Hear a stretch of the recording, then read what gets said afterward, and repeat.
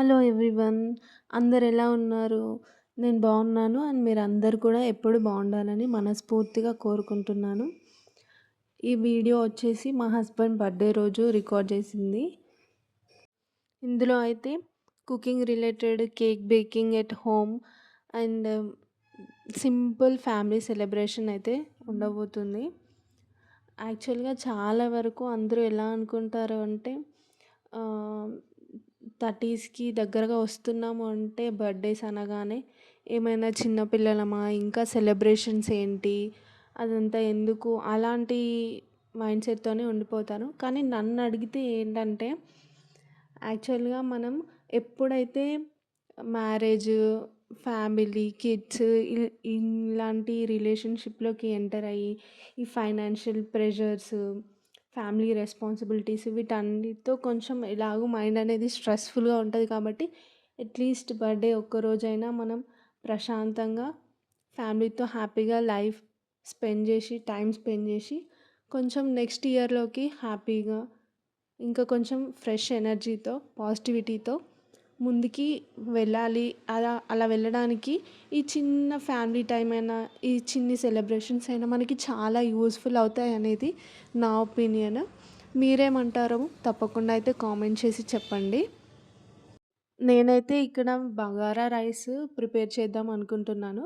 బగారా రైస్‌లోకి యాక్చువల్‌గా అయితే చికెన్ కర్రీ అయినా, మటన్ అయినా కుక్ చేద్దాం అనుకున్నాను. కానీ ఇక్కడ అమ్మ వాళ్ళు దగ్గరలోనే ఉంటారు. సో, నాన్న చేపల పులుసు తీసుకొస్తా అని చెప్పాడని చెప్పేసి నేనైతే ఇంకా ఒకటి నాన్ వెజ్ ఉంది కాబట్టి, ఒకటి వెజ్ చేద్దామని చెప్పి ఆలు కర్రీ అయితే ప్రిపేర్ చేస్తున్నాను. మసాలా ఆలు. బగారాలోకి వెజ్ కాంబినేషన్‌లో అయితే బెస్ట్ కాంబినేషన్ అయితే నేనైతే ఆలు కర్రీ అనే చెప్తాను. చికెన్ తిన్నదానికంటే ఎక్కువ మంచి ఫీలింగ్ వస్తది. మీరు ఎప్పుడైనా ఇలా ట్రై చేశారా? ఫస్ట్ అయితే నేను ఇక్కడ ఆలు కర్రీ కోసం అయితే ప్రిపరేషన్ చేసేస్తున్నాను. ఇంకా స్పెసిఫిక్‌గా చెప్పాల్సిన అవసరం అయితే లేదు. కట్ చేసి పెట్టుకున్న పోపుకి కావాల్సిన ఆనియన్స్, పచ్చిమిర్చి అవన్నీ అయితే వేసేసి అవి మంచిగా ఫ్రై అయిన తర్వాత ఎలాగో ఆలు మనం కుక్ చేసిందే కాబట్టి ఆల్రెడీ ఈజీగా ఈజీగా వండేసేయొచ్చు. యాక్చువల్‌గా ఇలా బర్త్‌డేస్, ఏదైనా అకేషన్స్ ఉన్నప్పుడు బయటికి వెళ్దాము, ఏదన్నా రెస్టారెంట్స్‌కి అలా వెళ్దామని ప్లాన్ చేద్దామంటే మోస్ట్ ఆఫ్ ద టైమ్స్ అదైతే వర్కౌటే అవ్వట్లేదు. చాలామంది చూస్తే చిన్న పిల్లలున్నా సరే హ్యాపీగా అన్నీ తిరిగేస్తున్నారు. మేము ఎంత వెళ్దామన్నా అది ఎందుకో క్యాన్సిల్ అయిపోవడమే ఎక్కువుంటుంది. ఎనీవే ఇంట్లో అయినా సరే ప్రశాంతంగా కుక్ చేసుకొని తినేస్తున్నాము. ఎక్కడైనా కడుపు నిండా తినేస్తున్నాం కదా అని ఇంకా లైట్ తీసేసుకుంటున్నాము. అయినా మూడ్ బాగున్నంత వరకు ఇంట్లో అయినా సరే మంచిగా కుక్ చేసుకోవాలనిపిస్తది. ఎప్పుడైనా కొంచెం మూడ్ స్వింగ్స్ ఉన్నప్పుడే కుకింగ్ అంటే అంత ఇంట్రెస్ట్ రాదు. కానీ మిగతా టైంలో హ్యాపీగా కుక్ చేసి టేస్ట్ బాగా సెట్ అయ్యి అందరూ హ్యాపీగా తిన్నారంటే అదొక తెలియని ఫీలింగ్ అనమాట. ఏదో సాధించేసామన్న ఫీలింగ్. మీకు కూడా అలాగే ఉంటుందా? ఇంకా మధ్య మధ్యలో అయితే పాపతో అలా కాసేపు ఆడుకుంటూ ఉంటాను. వీడియో కొంచెం బ్లర్ ఉంది ఈ క్లిప్పు. ఎందుకంటే కొంచెం టీవీ కనిపిస్తుందని చెప్పి ఇంకా అది అలా బ్లర్ చేశాను. అలానే ఉండింది. కానీ క్లిప్ బాగుంది కదా పాపతో అలా ఆడుకునేది అనేసి ఇంకా అలాగే ఉంచేసాననమాట. తనైతే మంచిగా ఆడుకుంటుంది. ఎక్కువ ఇబ్బంది పెట్టదు, అల్లరి చేయదు. అయినా కానీ నాకైతే టైం అంతా తనతోనే గడిచిపోతూ ఉంటుంది. ఏదో ఏదో చేయాలి. ఈ క్రాఫ్ట్ చేద్దాము, ఆ క్రాఫ్ట్ చేద్దాము, ఏదైనా పెయింటింగ్ చేద్దాము, ఇంట్లో ఏదైనా డెకోర్ చేద్దాము, దాన్ని రికార్డ్ చేసి వీడియో పెడదాము, ఎన్నో ఎన్నో థాట్స్ ఉంటాయి కానీ ఒక్కటి కూడా వర్కౌట్ అవ్వట్లేదు.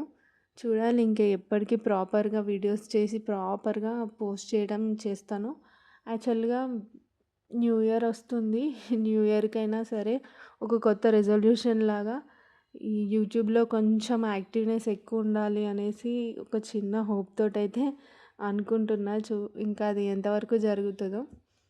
ఇంకా వీడియోలోకి వచ్చేస్తే ఇక్కడైతే ఇక బగారా రైస్ కోసం ప్రిపేర్ చేస్తున్నా. అంతకుముందు నాకు అసలు రైస్ వండడం కూడా రాకపోతుండే. మ్యారేజ్ అయిన తర్వాత ఇంకా అన్నీ అవే అలవాటైపోయాయి అన్నమాట.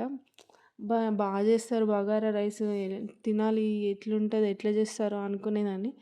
కానీ చాలా సింపుల్ ప్రాసెస్ అసలు. కొంచెం ఘీ వేసేసి, బగారా మసాలా అన్నేసి, కావాల్సిన వాటర్ పోసేసి, సాల్ట్ వేసి, పచ్చిమిర్చి, కొత్తిమీర వేసేసి, వాటర్ బాయిల్ అయిన తర్వాత రైస్ వేసేసామంటే అంతే, సింపుల్గా బగారా రైస్ రెడీ. పెళ్ళికి ముందు ఏంటంటే, ఏ సెలబ్రేషన్స్ అయినా, ఏమైనా ఫంక్షన్స్ జరిగినా, ఏం జరిగినా అమ్మ వాళ్ళు 5 మెంబర్స్ సిస్టర్స్ అన్నమాట.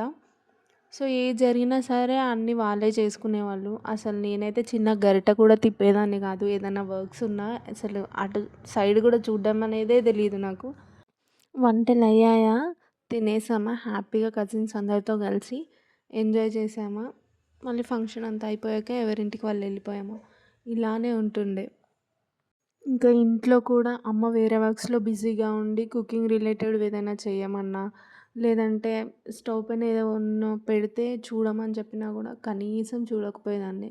నేను చెయ్యనని సింపుల్‌గా నా వర్క్స్ ఏదో నేనే చేసుకునేదాన్ని. అలాంటిది ఇప్పుడు ఫుల్ ఫ్లెడ్జ్‌గా కుకింగ్ చేసేస్తున్నాను. ఏదైనా సరే ప్రాసెస్ ఎలా తెలిసిందంటే ఖతం సింపుల్‌గా చేసేస్తున్నాను. అలా అలవాటయిపోయింది ఇంకా. నాకే ఒక్కొక్కసారి వెరైటీగా అనిపిస్తూ ఉంటుంది. ఇంకా ఇందులో బెస్ట్ థింగ్ ఏంటంటే, యాక్చువల్‌గా నాన్న చేపల పులుసు వచ్చాడు కదా అని చెప్పేసి, నేనైతే అమ్మ కోసము అని చెప్పి, తనకు ఎక్కువ చేపల పులుసు ఇష్టం ఉండదు. బగారా రైస్ అండ్ నేను చేసిన ఆలు కర్రీ అండ్ మా హస్బెండ్ స్వీట్స్ తీసుకొచ్చాడనమాట బర్త్‌డే అని చెప్పేసి. అవి పెట్టి నాన్నకిచ్చేసాననమాట, అమ్మ కోసం అని చెప్పి బాక్సు. సో, వేడి వేడిది పెట్టిచ్చేసాను గదా! నాన్న ఎళ్లి ఇచ్చేయగానే వేడిగా తినేసిందంట. తర్వాత ఈవినింగ్ కాల్ చేసి చెప్తుంది, "బావుంది కర్రీ అండ్ రైస్, తినేసాను. టేస్ట్ మంచిగా సెట్ అయింది బగారాకి కర్రీ" అని కాంప్లిమెంట్ ఇచ్చిందనమాట. తను చేసి పెడితే తిని పెరిగిన దాన్ని, తనకు చేసి పెడితే తను తినడమే కాకుండా బావుందని కూడా కాంప్లిమెంట్ ఇచ్చింది. సో, అదే ఇంకా ఈ కుకింగ్‌కి సంబంధించినంత వరకు బెస్ట్ థింగ్ అనమాట. ఇంకా నాన్నయితే వెళ్ళిపోయారు. నాన్న వెళ్ళిపోయాక మేము కూడా లంచ్ చేసాము. యాక్చువల్‌గా నాన్నని తినమంటే తను తినేసొచ్చాడు. అందుకే తినలేదు. ఇంకా మా హస్బెండ్ కోసం చేపల పులుసు కాబట్టి వైట్ రైస్ పెట్టేశాను. తనైతే చేపల పులుసుతోనే తినేసాడు. నేను మాత్రం బగారా రైస్ అండ్ ఆలు కర్రీ కుమ్మేశాను. టేస్ట్ అయితే చాలా బాగుంది నిజంగానే. ఇంకా ఒక్కొక్కసారి అలా వర్కౌట్ అవుద్ది వండినప్పుడు. ఏదైనా ఫ్లాప్ అయితే ఇంక మళ్ళీ నచ్చదు, కానీ పర్లేదు సెట్ అయింది. ఇంకా కాసేపు పడుకొని ఈవినింగ్ లేసి కేక్ బేకింగ్‌కి అయితే మేము ప్రిపరేషన్స్ చేసేస్తున్నాము. ఇంట్లోనే ప్రిపేర్ చేద్దామని అనుకున్నాను. ఎప్పుడెప్పుడో కరోనా టైంలో ఖాళీగా ఉన్నప్పుడు ఒక్కసారి క్యారెట్ కేక్ ఏమో ప్రిపేర్ చేశాను. సో, బాగానే వచ్చింది. అందుకోసం అని చెప్పి మళ్ళీ ఇప్పుడు ట్రై చేశాను. యాక్చువల్‌గా ఇంట్లో బేకింగ్‌కి సంబంధించి ఏం ఇంగ్రీడియెంట్స్ కూడా లేకుండే. Baking soda and baking powder కూడా ఆ రోజే ఆర్డర్ పెట్టేశాను. ఇక్కడైతే నేను రవా కేక్ ప్రిపేర్ చేస్తున్నా. అది కూడా వితౌట్ ఎగ్స్ అండ్ జాగరీతోనే చేశాను. షుగర్ యూజ్ చేయలేదు. ఇంగ్రీడియెంట్స్ కావాలంటే నేనైతే మీకు డిస్క్రిప్షన్ బాక్స్‌లో ఆహ్, అన్నీ డీటెయిల్‌గా మెన్షన్ చేస్తాను. ఎంత క్వాంటిటీ తీసుకున్నాను, ఎలా ప్రిపేర్ చేశాను అనేసి. మీరు కావాలంటే అక్కడ చెక్ చేసుకోవచ్చు. కేక్ అయితే చాలా వచ్చింది. కొంచెం ఏంటంటే నేను జాగరీ తక్కువ వేశాను. కొంచెం షుగర్ స్వీట్‌నెస్ అయితే తక్కువ అనిపించింది. ఇంకా కొంచెం ఎక్కువ ఉండుంటే బాగుండేది. But it's okay. కేక్ అయితే బాగొచ్చింది. మీరు కూడా కావాలంటే ట్రై చేయొచ్చు ఇంట్లోనే పిల్లలకి కూడా. ఎందుకంటే బయట ఎలా ప్రిపేర్ చేస్తారు, షుగర్స్, మైదా ఇవన్నీ కంటే మనం ఇంట్లో ప్రిపేర్ చేసుకుంటే మనకొక సాటిస్ఫాక్షన్ కూడా ఉంటుంది కదా! అందుకోసం అని చెప్పి నేనైతే ఇంట్లో చేశాను. మనం పిల్లల కోసం ఇలా పెద్దగా కేక్‌లానే కాకుండా చిన్నగా కప్ కేక్స్ లాగా లేదంటే గ్లాస్‌లో అట్లా కూడా చేసుకోవచ్చు. చాలా బావుంటది. డిఫరెంట్‌గా ట్రై చేయొచ్చు మనం. రాగితో అయినా, వీట్ ఫ్లోర్‌తో అయినా, రవ్వతో అయినా, ఎలా అయినా సరే టేస్ట్ అయితే బావుంటది. ఇంకా పాపకైతే ఇక్కడ స్నానం పోపేసి తననైతే రెడీ చేపిచ్చాను. తర్వాత ఒక బౌల్ తీసుకొని ఓవెన్ లేదు కాబట్టి ఒక బౌల్ తీసుకొని దాంట్లో గీ అండ్ వీట్ ఫ్లోర్ అప్లై చేసేసి మనం ప్రిపేర్ చేసుకున్నదంతా అందులో పెట్టేసి నేనైతే కుక్కర్లోనే చేసేసాను అన్నమాట, ప్రెషర్ కుక్కర్లో. ముందుగా ఇదంతా మనం ప్రిపేర్ చేసిందంతా అందులో వేసేసి దాన్ని మంచిగా సెటిల్ డౌన్ చేసేయాలి. ఇలా నేను వీడియోలో చూపెట్టినట్టు ఇట్లా ఒక 2-3 టైమ్స్ దాన్ని మంచిగా హిట్ చేసి లెమ్స్ లేకుండా అది మంచిగా లమ్స్ ఫామ్ కాకుండా అది మంచిగా సెట్ చేసిన తర్వాత మనం దాన్ని పైన కొన్ని డ్రై ఫ్రూట్స్ యాడ్ చేశాను ఇక్కడ నేను. దాన్ని ఇలా వీడియోలో చూపెట్టినట్టు నేను ఇట్లా ప్రెషర్ కుక్కర్లో పెట్టేసి హై ఫ్లేమ్ పైనే ఉంచేసాను అనమాట. నాకు తెలిసి 20-30 మినిట్స్ వరకు ఉంచేసాను. ఈ గ్యాప్లో అది అయ్యే గ్యాప్లో నేనైతే ఇక్కడ సెలబ్రేషన్ కోసం అని బ్యాక్ డ్రాప్ కోసం సింపుల్గా ఏదో పెద్దగా చేసేద్దాం అనుకున్నాను. కానీ పాపతో వర్కౌట్ అవ్వట్లేదు, తను నన్ను ప్రిపేర్ చేయనివ్వట్లేదు ఇక్కడ. అలా అయినా సరే తనతోనే ఆడుకుంటూ నేనైతే హ్యాపీ బర్త్డే బ్యానర్ అయితే సెట్ చేశాను. తర్వాత కొన్ని బెలూన్స్ మాత్రమే పంప్ చేసి పక్కన పెట్టేశాను, అది కూడా తనతో ఆడుకుంటూనే. నేను ఇది తీస్తుంటే తను అది తీస్తుంది, నేను ఇటు పెట్టేస్తుంటే దాన్ని వెళ్ళి తీసుకొస్తుంది. ఇంకా ఏదోలాగా అవైతే పంప్ చేసి పక్కన పెట్టేశాను. సింపుల్గానే డెకోర్ చేశాను, కానీ అది పెద్ద డెకోర్ అని కూడా చెప్పలేము, కానీ పర్లేదు బాగుండింది. ఫొటోస్లో వీడియోలో అయితే బాగా వచ్చింది. చిన్న పిల్లలు ఉంటే అది అసలు ఒక తెలియని హ్యాపీనెస్ ఉంటుంది. టైం అయితే ఎలా గడిచిపోతుందో అర్థం కూడా అవ్వదు.